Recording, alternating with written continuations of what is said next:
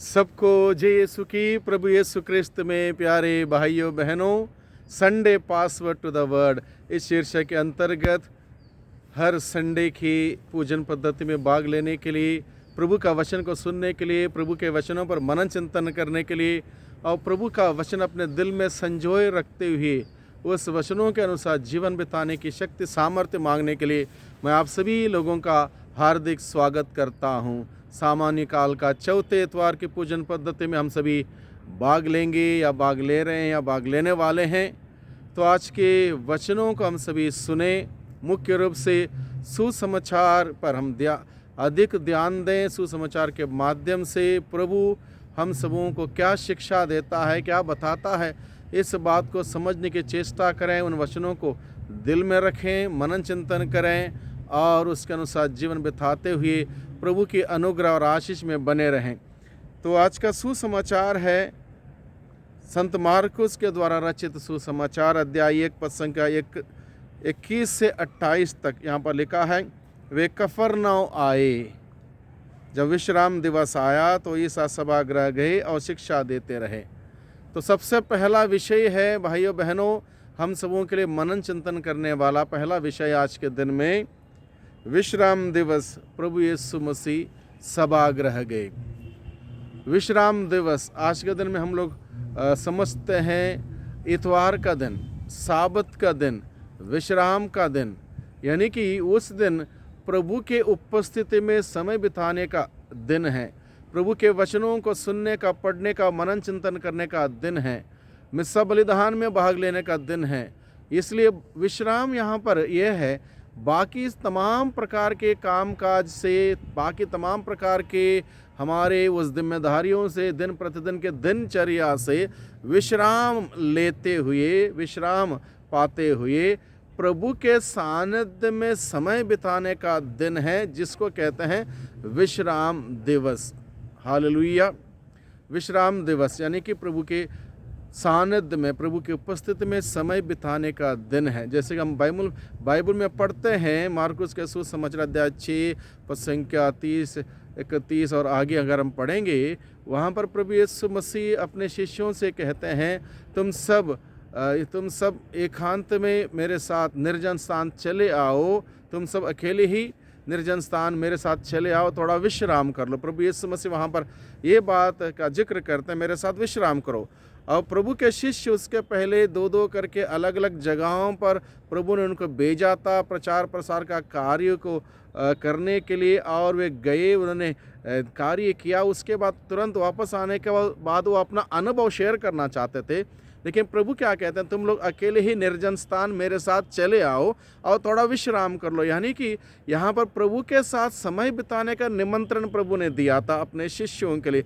विश्राम करने का समय यानी कि आध्यात्मिक रूप से रिचार्ज होने का समय, फिर एक बार हमारे आध्यात्मिक जीवन के बैटरी फुल करने का समय है विश्राम दिवस, यानी कि साबत का दिन, इतवार का दिन, मिस्सा बलिदान में भाग लेने का दिन। इसलिए प्रभु यीशु मसीह पहली बात हम सबों को ये बताता है कि हम सभी विश्राम दिवस का पालन करें। बहुत बार हम लोग टाल देते हैं, हमें उधर जाना है, इधर जाना है, वो काम है, ये जिम्मेदारी है, शॉपिंग करना है, कपड़े धोने, अलग अलग कारणों से हम लोग टाल देते हैं। कई बार मौसम को लेकर भी हम टाल देते हैं, आज मौसम खराब है, ज़्यादा ठंडा है या बारिश आ रही है, अलग अलग प्रकार से हम टाल देते हैं। नहीं, अगर हम टाल देंगे तो नुकसान हमारा खुद का होता है। इसलिए विश्राम दिवस का पालन हम करें, यानी कि प्रभु के सानिध्य में जाएं। स्वयं प्रभु यीशु मसीह इसका पालन किया करते थे। विश्राम के दिन, विश्राम दिवस आया तो वे सभागृह गए, यानी कि सभागृह यानी कि जहाँ लोग एकत्रित हुआ करते थे प्रार्थना के लिए, वहाँ पर गए, यानी कि प्रार्थना करने गए। प्रार्थना करने का दिन है विश्राम का दिन, प्रार्थना करने का दिन है। बहुत बार हम लोग बहुत अन्य कामों में दिन को बिताते हैं, नहीं, प्रार्थना में बिताएं, प्रभु की उपस्थिति में बिताएं, प्रभु का वचन सुनते हुए बिताएं, संस्कार को ग्रहण करते हुए बिताएं। ये विश्राम का दिन आध्यात्मिक रिचार्ज का दिवस है। पहला बिंदु पर हम लोग मनन चिंतन करें। दूसरी बात, विश्राम के दिवस में प्रभु ने क्या किया, सभागृह गए और शिक्षा देते रहे। प्रभु यीशु मसीह शिक्षा देते रहे। वो महापुरोहित हैं, इसलिए उनका काम था शिक्षा देना। हम सबों का काम है शिक्षा लेना, यानी कि विश्राम के दिवस हमें क्या करना है, शिक्षा लेने की ज़रूरत है, प्रभु की शिक्षा लेने की ज़रूरत है, जीवन बिताने की, सफल जीवन बिताने की शिक्षा लेने की ज़रूरत है, पश्चाताप करने की शिक्षा लेने की ज़रूरत है, जीवन का संदेश प्राप्त करने वाली शिक्षा लेने की ज़रूरत है, बुराइयों से दूर रहने की शिक्षा लेने की ज़रूरत है, भ्रांत धारणाओं का खंडन करते हुए सही बातों को अपनाते हुए आजमाते हुए उसके साथ आगे बढ़ने की शिक्षा लेने की ज़रूरत है। कैसे हमें प्रलोभनों का सामना करना है, किया जा सकता है, इस बात की शिक्षा लेने का दिन है इस विश्राम का दिन। इसलिए हम शिक्षित हो जाएं प्रभु की धर्म शिक्षा से, प्रभु के वचनों से, प्रभु के संदेश से हम सभी शिक्षित हो जाएं। Let us be educated by the word of God. And प्रभु यीशु ने शिक्षा दिया, और शिक्षा किसको दिया? सभागृह में एकत्रित लोगों के लिए दिया। तो आज के दिन में प्रभु हम सबों को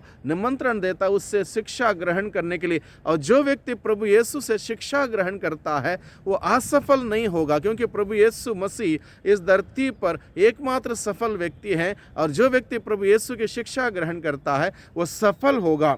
तीसरा बिंदु है मनन चिंतन करने के लिए हम सभी लोगों को प्रभु बताता है, लोगों ने शिक्षा सुनी और आश्चर्यचकित हुए।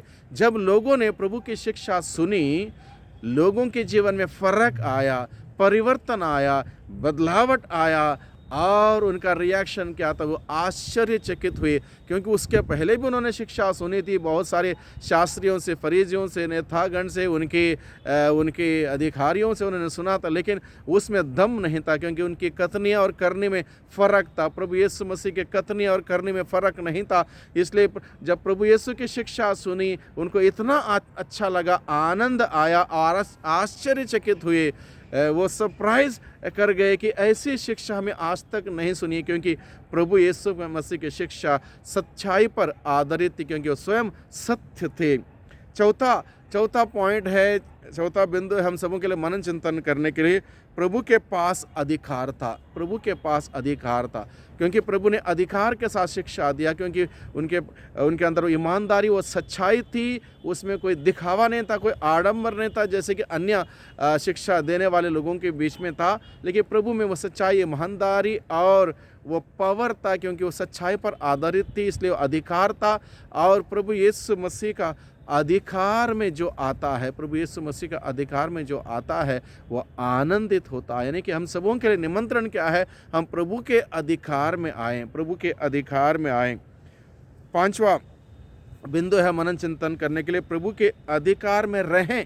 प्रभु के अधिकार में रहें। अगर मान लो मेरे जीवन पर प्रभु यीशु का अधिकार है, मेरे उठने बैठने, सोचने, समझने, कार्य करने में, हर चीज़ में प्रभु का अधिकार है, तो अंधकार की शक्ति, दुष्ट आत्मा की साया मेरे जीवन में आक्रमण नहीं कर सकती, हावी नहीं हो सकती, क्योंकि जहाँ प्रभु है वहाँ पर प्रकाश है, वहाँ पर जीवन है, वहाँ पर अंधकार नहीं आ सकता, जीवन कुंठित नहीं हो सकता, वहाँ पर जीवन की बहुतायत होगी, परिपूर्णता होगी। इसलिए प्रभु के अधिकार में हम रहें, प्रभु के अधिकार में रहें। बहुत बार हम लोग प्रभु के अधिकार से बाहर जाते हैं, जब कोई बुरा होता है, जब कोई गलत होता है, तब हम बोलते हैं प्रभु तूने मुझे क्यों त्याग दिया, क्यों छोड़ दिया। हकीकत में हम लोग प्रभु को त्याग देते हैं, छोड़ देते हैं और दूसरे जगह पर निकल जाते हैं। इसलिए प्रभु के अधिकार में रहें।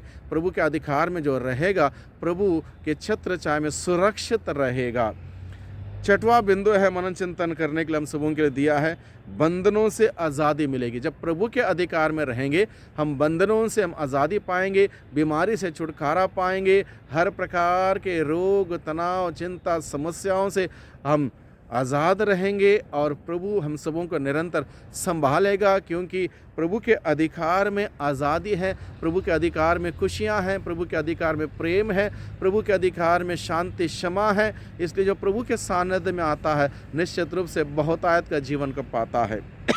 सातवां बिंदु है मनन चिंतन करने के लिए आज के दिन में, जीवन में आशीष आएगी। जब जो प्रभु के पास जाता है, प्रभु के नियम का पालन करता है, प्रभु की शिक्षा सुनता है, उसके जीवन में प्रभु की आशीष आएगी। आज के दिन में हम सबों के लिए प्रभु की आशीष की ज़रूरत है। हमारे पास दुनिया की सारी सुविधाएं हैं, पैसे हैं, ज़मीन है, जायदाद है, वो चीज़ है, ये चीज़ है, सब कुछ हमने हासिल किया, डिग्री है, सब कुछ हमारे पास है, लेकिन प्रभु नहीं है कुछ भी नहीं है, प्रभु की आशीष नहीं है कुछ भी नहीं है, प्रभु की बरकत नहीं है तो कुछ भी नहीं। इसलिए प्रभु की आशीष हमें ग्रहण करने की ज़रूरत है। इसलिए आज के दिन में प्रभु का वचन हमें बुलाता है, हम प्रभु की आशीषों को ग्रहण करें और प्रभु में आनंद मनाएं। वही प्रभु हम सबों को आशीष दें, बरकत दें, हम सबों को अपने प्यार से खुशियों से भर दें, जिससे कि आज के विश्राम के दिन हम सभी प्रभु में आनंद मनाएं। वही प्रभु हम सबों को आशीष दें। सबको जय यीशु की।